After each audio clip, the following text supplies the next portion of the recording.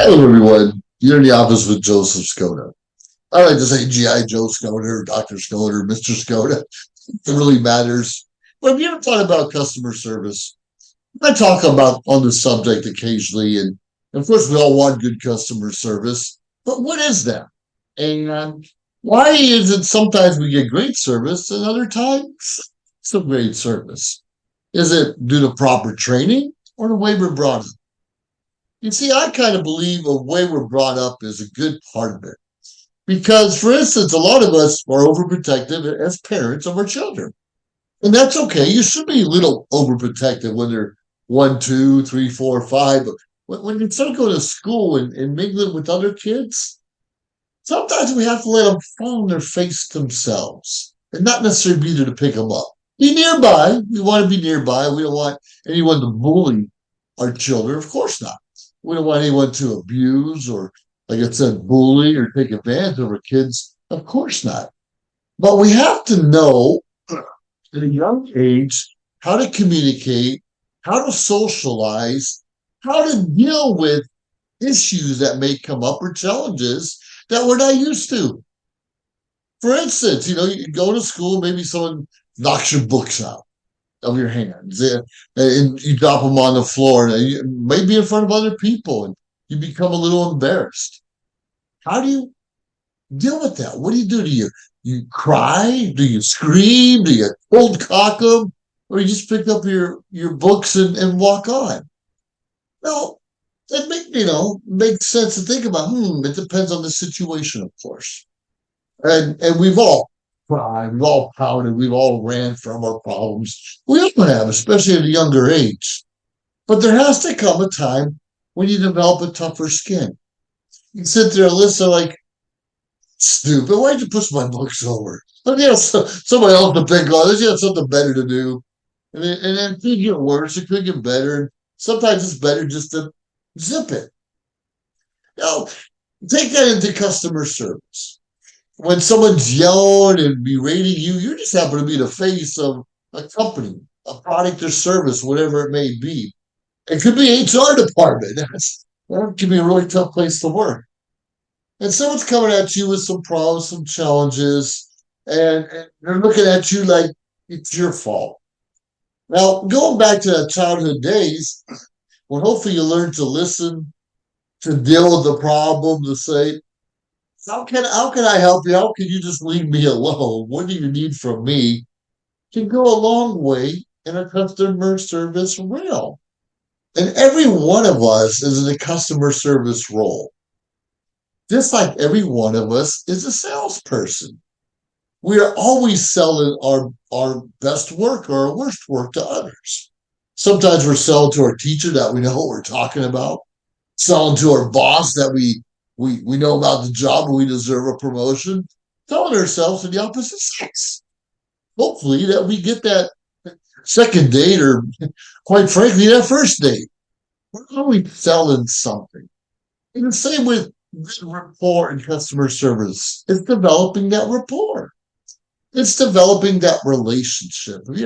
Someone coming in, can you imagine Walmart or even McDonald's? Everybody's always sad in the front. The clerks are sad. Sometimes they go to work without a smile on their face because they get beat up quite often at their jobs. And you and I are guilty of beating them up. Not realizing that we all have a tough road ahead of us and a little kindness can go a long way. Now, some people just strive and thrive on belittling others, tell them they're no good, you don't know what you're doing here, who hired you. Some people get a high off of putting other people down.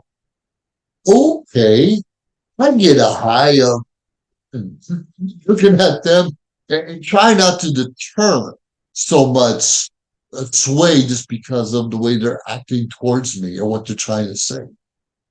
Not easy because people challenge themselves by swaying others. It's called influence, right? And when you know how to influence people, you have the power. Just Dale Carnegie wrote that book, How to Win Friends and Influence People, Influence Others.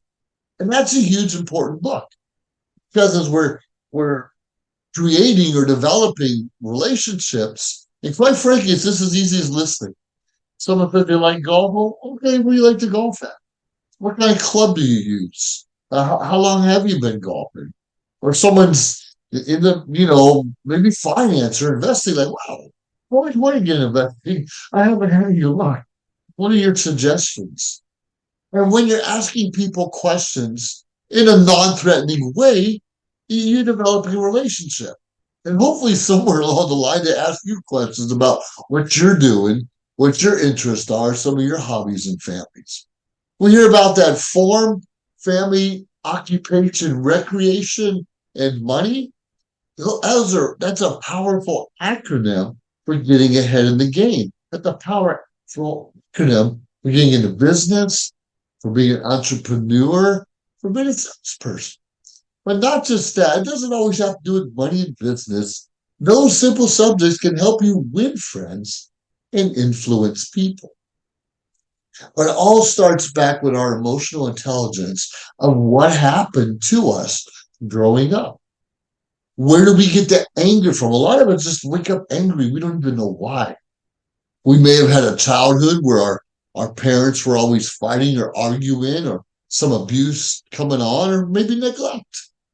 And we can get angry, but we often carry that into our adulthood. So a lot of people tell me like, how come you're not looking after your kids so well or so strong? And that's wrong. I do look after my kids. I love my kids and my grandkids very much, but I won't coddle them. I'll cuddle them when they're young and babies, but I won't coddle them. I'm gonna allow them to make their own mistakes. I'm gonna allow them to fail within reason. I'm gonna allow them to get beat up just a little bit, not physically, hopefully, but just a little bit so they can grow their own thick skin. So they can put in their own mind, what do I need to do to get out of this situation? So they can ask me for help if needed or necessary. But if I'm not around, where else can they go to get the help, the advice, the guidance that they need to persevere in this world? Now, I don't have to tell you that it's a tough world we live in. And like I said, it can be just go to McDonald's and get the golden French fries. We all love the golden French fries because they're coated with sugar. Who doesn't like sugar? And which is very interesting because I just had a tooth filled. I had a cavity. First time in like 20, 25 years, I had a cavity. Caught me by surprise. I don't even go to McDonald's but a couple times a year. That was my go-to food, the French fries. When I'm traveling on the road, I had to get those. I started off with combos. I love licorice and Twizzlers. Then I went to the French fries. So, we got my own little sweet tooth. Usually not so much, but I do like the Reese's cups. And when someone finds out that you like Reese's cups or combos or McDonald's French fries, and they're trying to build a relationship with you, they're going to find a way to sway you and take you to those places, or quite frankly, just bring you right back. So here's something from the Golden Arches. Hope you're having a great day. Well, I'll enjoy it, even though I'm trying to stay away from it because there's a lot of calories there. It does cause a little fat and all those other things, that health issues that can come with it. But when someone cares, they're listening to what your interests are and what your hobbies are. What do you like to do? Or where do you like to go out to eat? I love ice cream also. I rarely buy it because I can eat a whole gallon of ice cream in a day. In fact, I think I won a ice cream eating contest in the Philippines one time. I don't know. I ate a gallon in 5 minutes or 10. I don't even know how long it was or what the details were. But my body and my metabolism cannot do that anymore.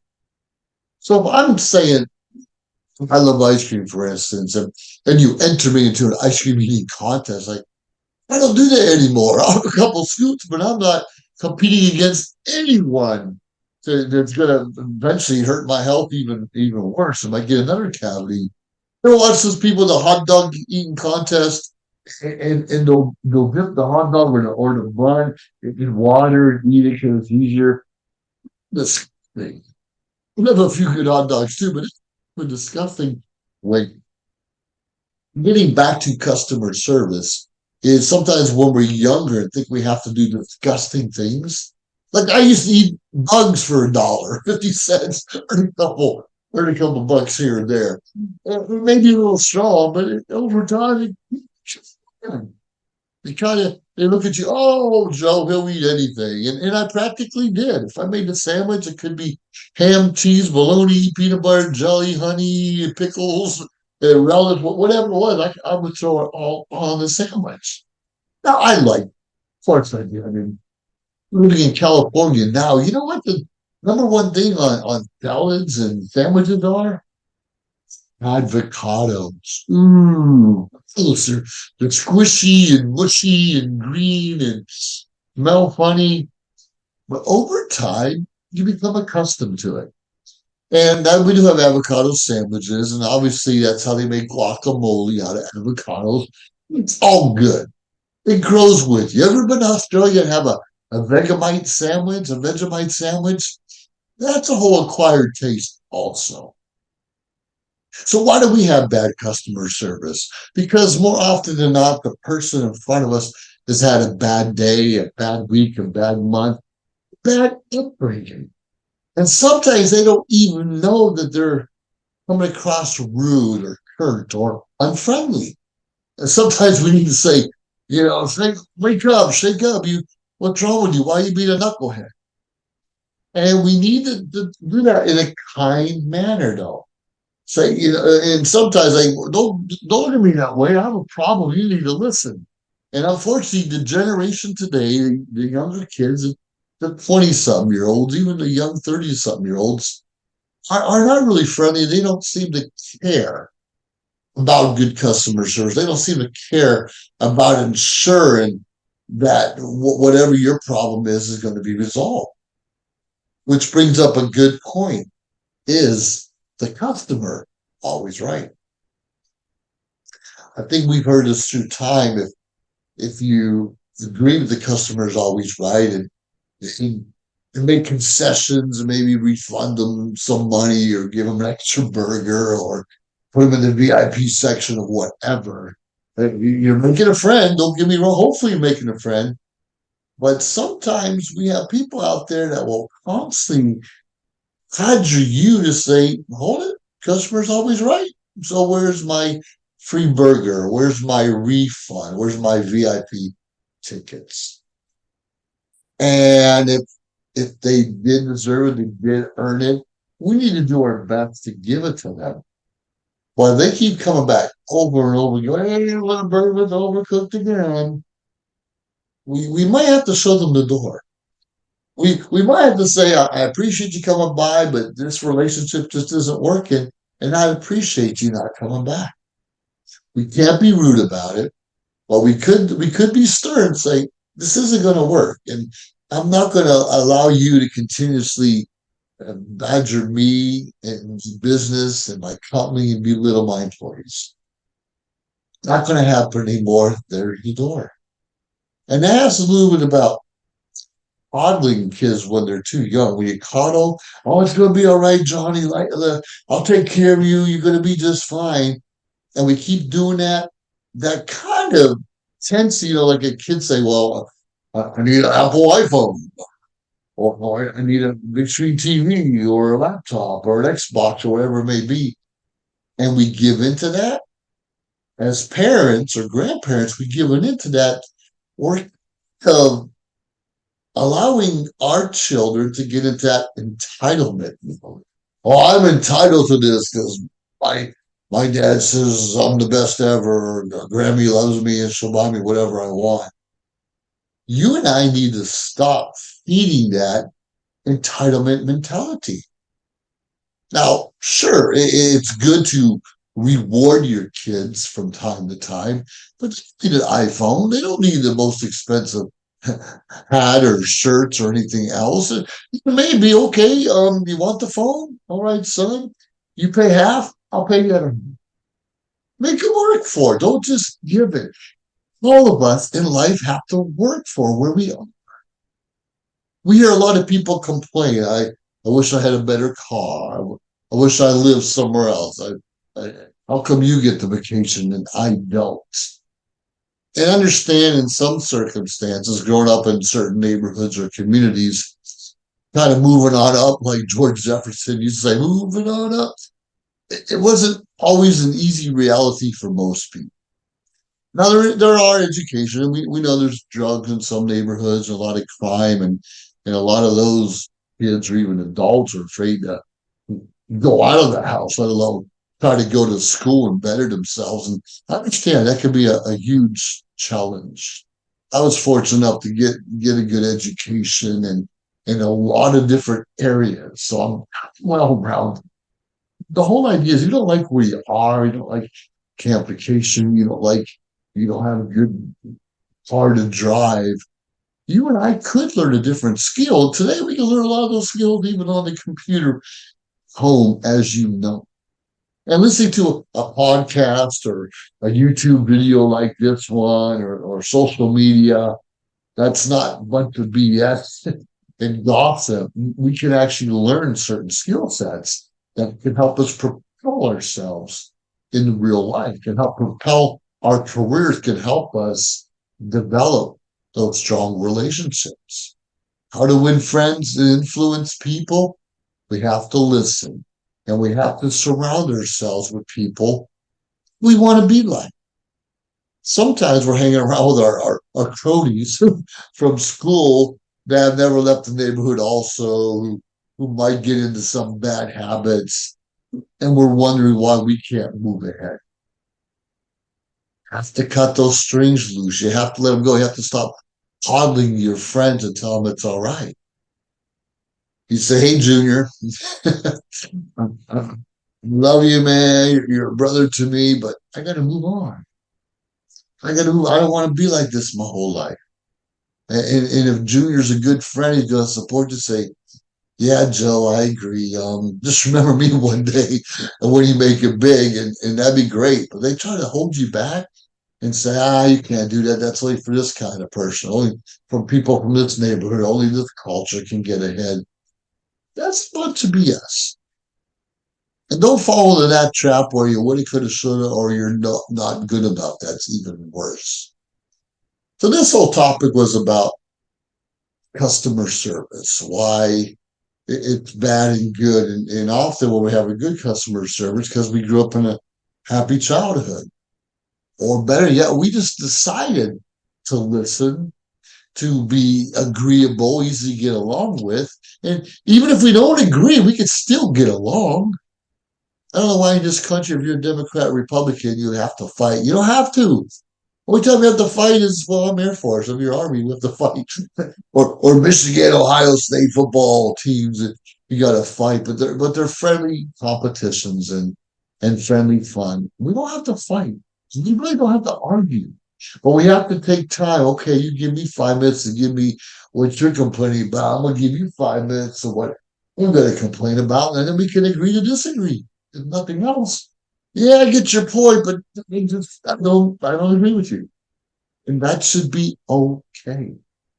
We don't have to agree with everyone, but when we learn to take that time to really listen, when we learn to sit back and observe, when we learn to fail, fall down, and get back up and grow a thicker skin and not let people push us around so much, we are better servants. We can give a better customer service, and we can just be better people in this world. Now, understand leaders like presidents or mayors or senators, all that stuff, they have to have a thick skin and they're supposed to do what, well, us voters want them to do. That's tough because we got people, you got to do this or you got to do that, or I'm voting for you because you promised me. Have you ever been in a position of leadership where you wanted to make certain things happen and you couldn't? I've noticed that, like being part of the American Legion or Disabled American Veterans or other organizations I'm a part of, though I'm the commander, I don't really make the decisions. It's the board, it's the executive board members, or even the members in some cases that steer. where that organization is going to go. Sometimes, even at the top of being a commander, it's not quite going where I want to go. It can frustrate me. It can piss me off. It can anger me in a way. And I have to sit back and say, well, and sometimes you have to make the hard decision, say, sorry, we're not going that way. And here's why. But we don't always have to say, here's why at the moment. It's hard in a volunteer nonprofit organization just to do something and you get fired real quickly. And it's okay to get fired, but always do what's right. And that's really hard because, like I said, people steer you here. We want to go here. We want to be seen over this way. And sometimes we're doing the wrong thing for the right reasons. We think we're doing it for the right reasons, but we're doing it the wrong way.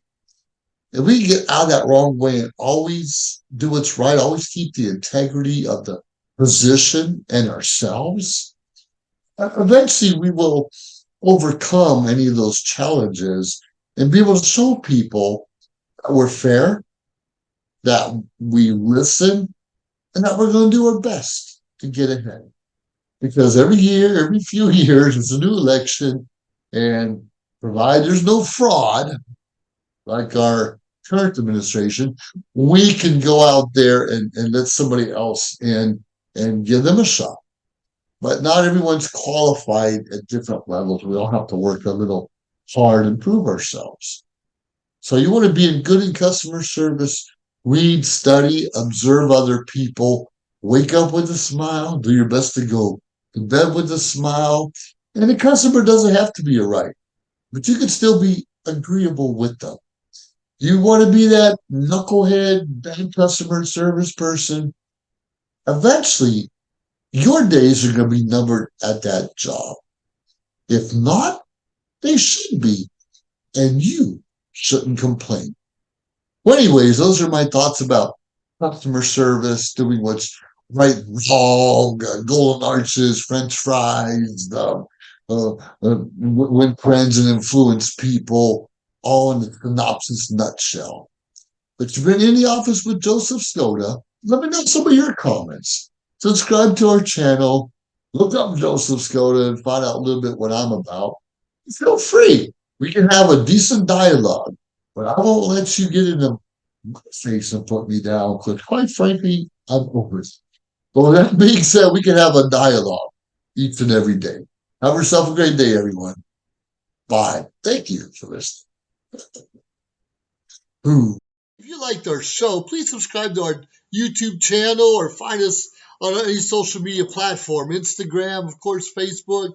Like, subscribe, share. We appreciate it. Let us know your thoughts and join our team. Anyways, we appreciate you staying tuned week after week, day after day, because we continuously build up our network to bring to you what you're asking for. Have a great day.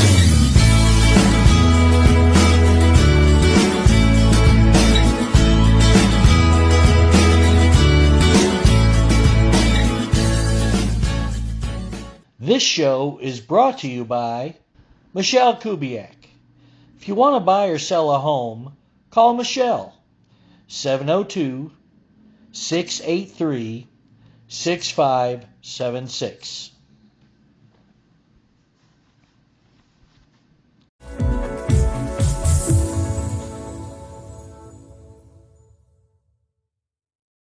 Shopping for a new home is an exciting time, and the mortgage process just got easier. New American Funding's all-digital mortgage application takes all the hassle out of applying for a mortgage. Simply put in your information and we do the rest. Safely and securely verify your income, assets, and tax information electronically. Plus, you get access to track the progress of your application anytime, anywhere. Less questions, less paperwork, less hassle, and instant access. Ready to start shopping for your new home? Let's get started.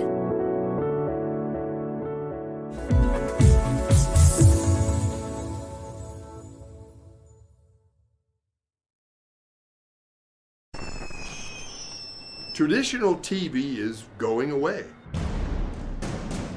Hollywood is starting to fade. People are demanding real stories from real people. Our voices are now being heard in our own way. podcasts, Facebook, Twitter, YouTube, and TikTok Live are becoming the norm. Internet TV has now reached the highest demand in human history. Social media shows is now the new media of the century.